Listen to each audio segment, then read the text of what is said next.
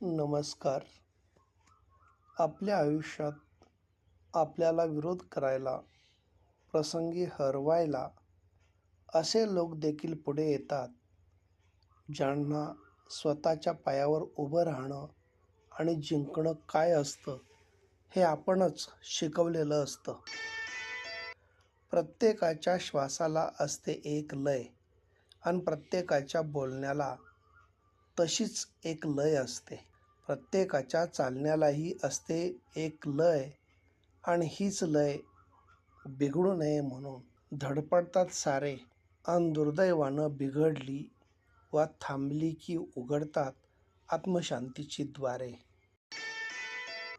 नेहमी इतरांना झुकविण्यात आनंद मानतो त्याचं नाव अहंकार आणि नेहमी स्वतः झुकून इतरांना मोठेपणा देण्यात आनंद मानतो त्याचं नाव संस्कार. अहंकार आणि संस्कार यात इतकाच काय तो फरक असतो. शरीराचा एखादा अवयव बिघडला तर तो नीट करण्याची कला वैद्यकशास्त्रानं आज साध्य केलेली आहे.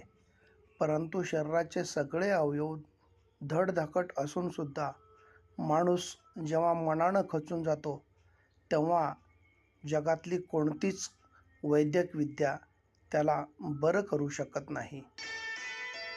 मोठे झाल्यावर आयुष्य मनासारखं जगता येतं असं लहानपणी वाटायचं, पण खरं तर आयुष्यात लहानपणी जे आयुष्य जगलो तितकंच आपलं आयुष्य आपण जगलोय असं वाटतं.